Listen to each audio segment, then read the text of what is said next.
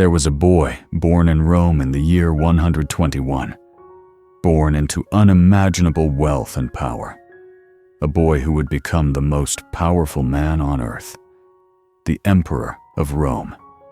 And yet, this boy would face more tragedy, more war, more death, and more suffering than most people could survive. He would lose his father at 3 years old. He would watch a plague kill millions of his people. He would fight wars on every border of his empire. He would be betrayed by his closest allies. He would lose most of his children.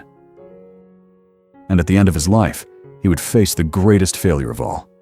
His son would destroy everything he had built. And yet, through all of this, he never lost himself. He never became bitter. He never became cruel. He stayed calm, wise, just. How? Because he practiced Stoicism every single day. And he wrote it all down in a journal that was never meant to be read by anyone else. A journal that would become one of the most important books in all of human history. Meditations. His name was Marcus Aurelius, and this is his story. My name is Eternal Echoes, and for the next 40 minutes, I am going to take you through the complete life of the last great Roman emperor. From birth to death, from childhood to throne, from peace to war, from triumph to tragedy. And along the way, I will show you the lessons he learned, the principles he lived by, the philosophy that kept him sane when everything around him was falling apart. Because Marcus Aurelius was not just an emperor, he was a teacher. And everything he went through, every hardship he faced, every decision he made, has something to teach us. Right now, today, in our own lives. So let us begin. Rome, April 26th, 121 AD. Marcus Aurelius was born in Spain to an aristocratic patrician family. His birth name was Marcus Annius Verus, after his father of the same name.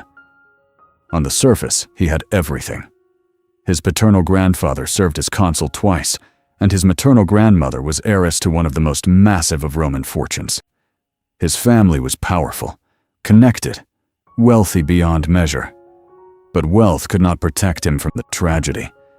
His father died around 124 CE, and he was raised primarily by nurses and his grandfathers. Marcus was only 3 years old, and in that moment, his life changed forever. Not because of the loss itself, but because of how his family responded to it. Instead of sheltering him, instead of spoiling him, his grandfather raised him with discipline, with structure, with expectations. And young Marcus, even at that age, seemed to understand that life was not going to be easy. That having everything meant nothing if you could not handle having nothing. As Marcus grew, something became clear. This boy was different. While other wealthy Roman children played games and lived lives of luxury, Marcus was drawn to something else. Philosophy. When he was in his early teens, around 132 CE, a teacher named Diognetus introduced him to philosophical texts. And Marcus did not just read philosophy, he lived it.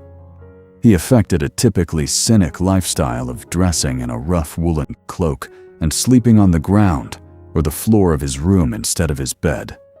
Imagine this: a boy born into one of the wealthiest families in Rome, who could have had silk sheets and servants and every luxury imaginable, choosing to sleep on the floor. Wearing rough cloth, eating simple food. Why? Because he wanted to prove to himself that he did not need comfort to be happy, that he could handle difficulty, that external things had no power over his inner peace. His mother begged him to sleep in a bed. Eventually, he compromised, but the lesson remained. Marcus Aurelius, from the age of 11, was training himself for hardship, and that training would save his life. Now, Here is where the story takes an extraordinary turn. Emperor Hadrian noticed Marcus, and even punned on his name, Verus, calling him Verissimus, meaning the truest, the Emperor of Rome, the most powerful man in the world. Noticed a young boy, not because of his family's wealth, but because of his character. In 136, Hadrian almost died from a hemorrhage and selected Lucius Ceionius Commodus as his successor. But fate had other plans. Early in 138, Lucius Aelius died. Hadrian then adopted Titus Aurelius Antoninus to succeed him, arranging that Antoninus should adopt Marcus. And just like that, at 17 years old, Marcus Aurelius was marked as a future emperor of Rome. Most people would have been overjoyed. Power, glory, the throne of the world. But Marcus was not most people. Marcus had taken up the dress and habits of a philosopher, and when he learned he would become emperor, he was not overjoyed. He preferred the philosophical life and found the imperial office unappealing. Think about that. 17 years old, told you will rule the world, and your reaction is not excitement. It is dread, because you know what power costs, what responsibility weighs, what the throne demands. But Marcus also knew something else. His Stoic training had taught him that duty comes before desire, that sometimes you must do what is required, even when you do not want to. And so he accepted. Not because he wanted power, but because it was his duty. Around the age of 17, Marcus Aurelius became the son of Antoninus, and for the next 23 years, he learned how to rule. In 140, Marcus Aurelius became consul. As the years passed, he received more responsibilities and official powers, evolving into a strong source of support and counsel for Antoninus. He did not sit idle. He did not waste those years. He learned. He observed. He prepared. And in 145 he married Faustina, the emperor's daughter. Together they had many children. By all accounts, Marcus loved Faustina deeply. They would have at least 12 children together. But tragedy would follow. Many of those children would die young, a pain that no amount of Stoic philosophy could completely erase. But we are getting ahead of ourselves.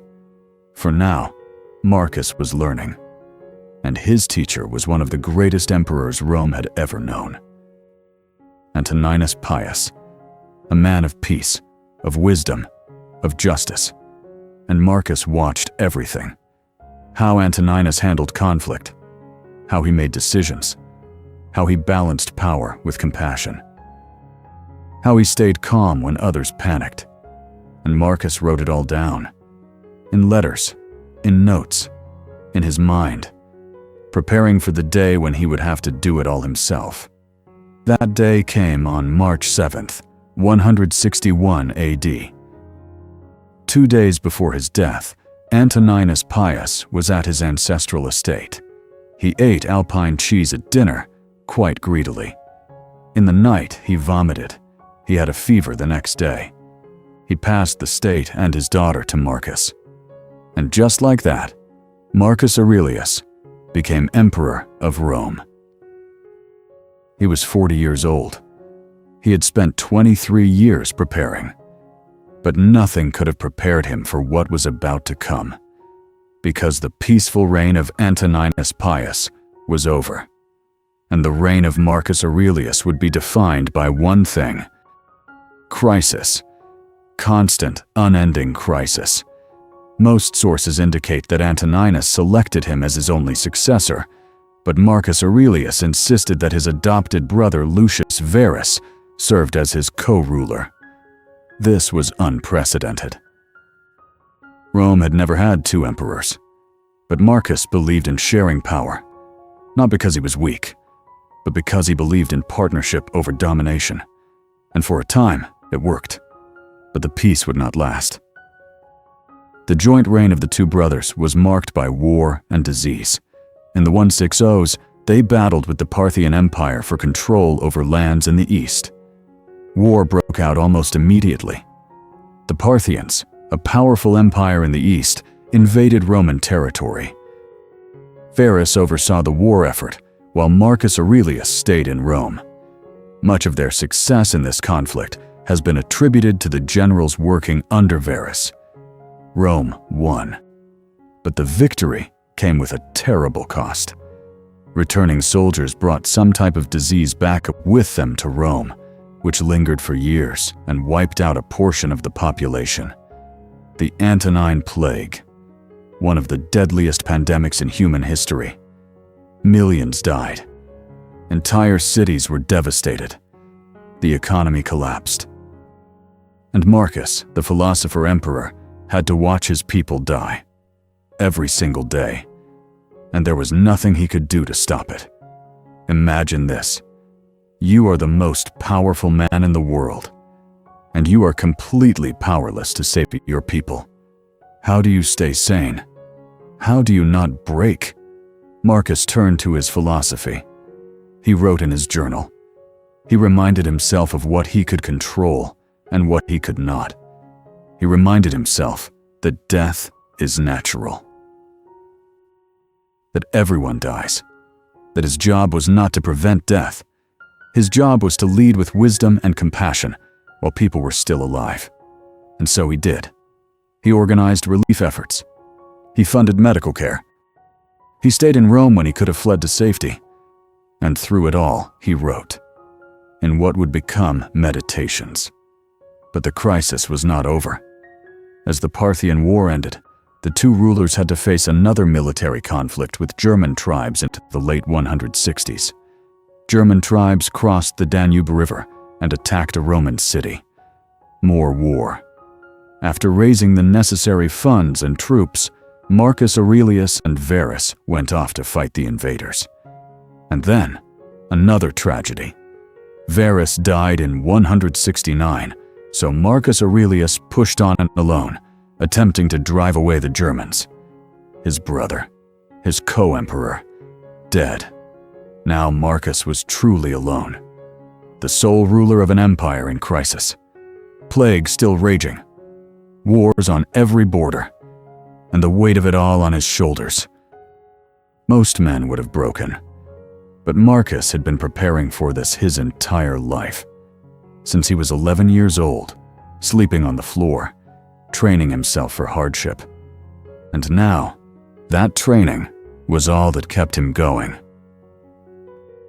He fought the Germanic tribes for years, not from the safety of Rome, but on the front lines, in the cold, in the mud, with his soldiers. And every night in his tent, he wrote, reminding himself of his principles, reminding himself why he was doing this, reminding himself that this too would pass. But the universe was not done testing him. In 175, after hearing a rumor about Marcus Aurelius being deathly ill, Avidius Cassius claimed the title of emperor for himself. Betrayal. One of his own generals declared himself emperor. Marcus had to leave the Germanic front and march to the east to deal with this threat. But he did not have to fight Cassius as he was murdered by his own soldiers. Crisis averted. But Faustina died during this trip. His wife, the mother of his children, the woman he had loved for 30 years, gone. How much can one man endure? How many losses can one person survive? Marcus grieved, but he did not break. He returned to Rome. He mourned his wife, and then he went back to the war, because the Germanic tribes were still there, still threatening his empire, and he had a duty. While once again battling the German tribes, Marcus Aurelius made his son Commodus his co-ruler in 177. Together they fought the northern enemies of the empire. His son, Commodus. Marcus loved him, but he also knew something that history would later confirm. Commodus was not ready. He was not virtuous. He was not disciplined. He was not his father.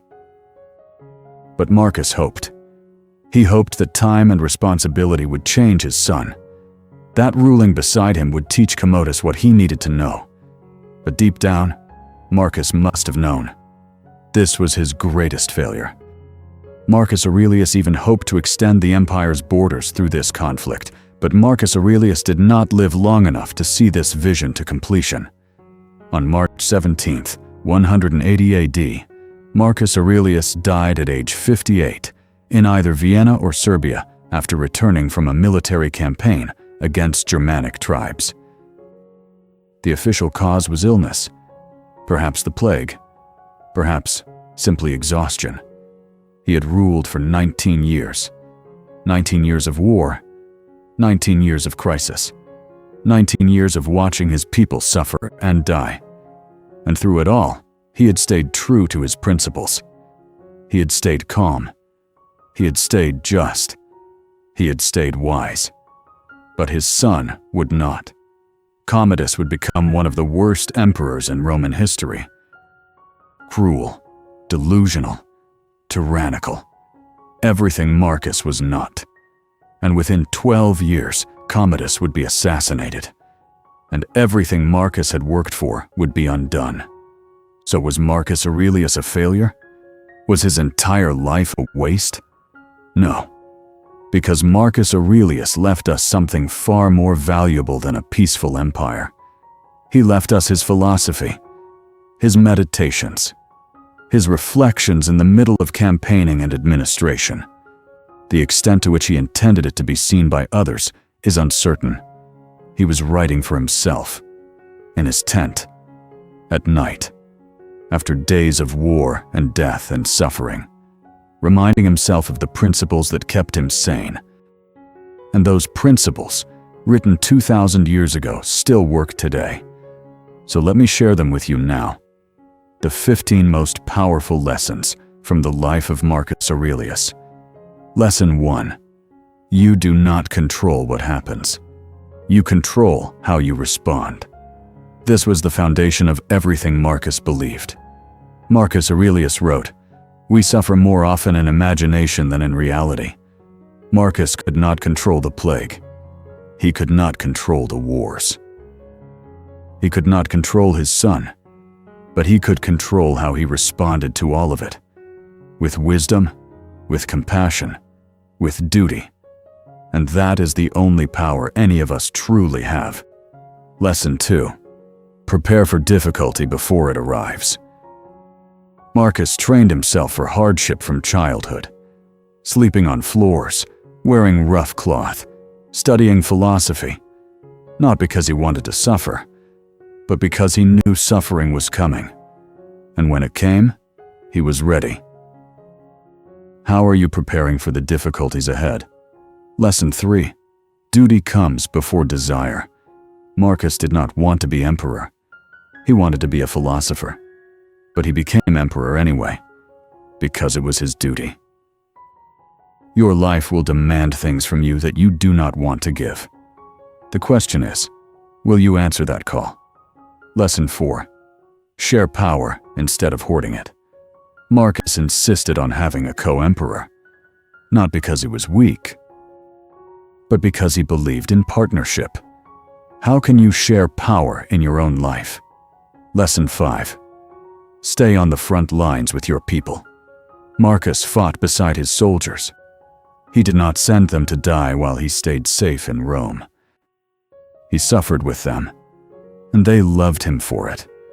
Where are you needed right now? Lesson 6. Write to understand yourself. Marcus wrote every single day, not for publication, for clarity, to understand his own mind, to process his thoughts, to stay grounded. When was the last time you wrote? Lesson 7. Everyone dies, including you. Marcus watched millions die from the plague. He watched his children die. He watched his wife die. And then he died too. Death is not a tragedy. It is a certainty. And accepting that is freedom. Lesson 8. External things have no power over your inner peace. Marcus had all the wealth and power in the world, and he stayed humble. He had all the reasons to be bitter, and he stayed kind, because he knew that external things cannot control your inner state. Unless you let them. Lesson 9. Practice philosophy every single day. Philosophy was not an academic interest for Marcus. It was a daily practice, a tool he used to survive. What is your daily practice? Lesson 10. You cannot save everyone. Marcus could not stop the plague. He could not save his children. He could not fix his son. And he had to accept that. You cannot save everyone. But you can do your best. And sometimes, that has to be enough. Lesson 11. The obstacle is the way. Every crisis Marcus faced became a teacher. Every difficulty revealed something about what he was capable of. The Germanic wars tested his courage. The plague tested his compassion. His son tested his patience. And through it all, he grew. What obstacles are you facing? What are they teaching you? Lesson 12. True power is self-control. Marcus ruled an empire. He commanded armies. He could have had anything he wanted. But the power he valued most was power over himself. His thoughts, his emotions, his responses. That is the only power that matters. Lesson 13.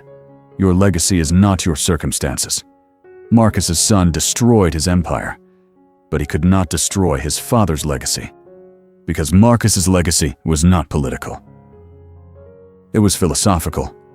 It was meditations. And it is still changing lives 2,000 years later. What legacy are you building? Lesson 14. Suffering does not make you bitter unless you let it. Marcus suffered more than most people could survive, and he never became cruel. He never became bitter. He never gave up on humanity. Suffering is inevitable. Bitterness is a choice. Lesson 15. The present moment is all you have. Marcus wrote this over and over in Meditations. Confine yourself to the present, not the past, not the future. Right here, right now. This moment is all you ever have, and it is enough. So here is the question I want to leave you with. Marcus Aurelius faced plague, war, betrayal, death, and the ultimate failure of his own son. And through all of it, he stayed calm, wise, and good, not because he was superhuman, but because he practiced Stoicism. Every single day, he wrote, he reflected, he remembered his principles, and those principles saved him. Now I want to ask you, what are you facing right now? What crisis feels too big to handle? What suffering feels too heavy to carry? Whatever it is, Marcus Aurelius faced worse. And he survived. Not because the problems got smaller, but because he became stronger. And you can too. Not by avoiding difficulty, not by pretending problems do not exist, but by doing what Marcus did. Practice your philosophy every single day. Write, reflect, remember what you can control, and let go of everything else, because this life is hard, but you are capable of handling it. Marcus Aurelius proved that. A boy who lost his father at 3. A man who ruled through plague and war. An emperor who watched his son destroy everything he built. And through it all, he never lost himself. He stayed true to his principles. And those principles, written in a journal 2,000 years ago, are still here. Still teaching us. Still showing us the way. If this story moved you, if the life of Marcus Aurelius taught you something, subscribe to Eternal Echoes, because every week I share the ancient wisdom that can transform your modern life. And comment below. Tell me honestly, which lesson from Marcus Aurelius do you need the most right now?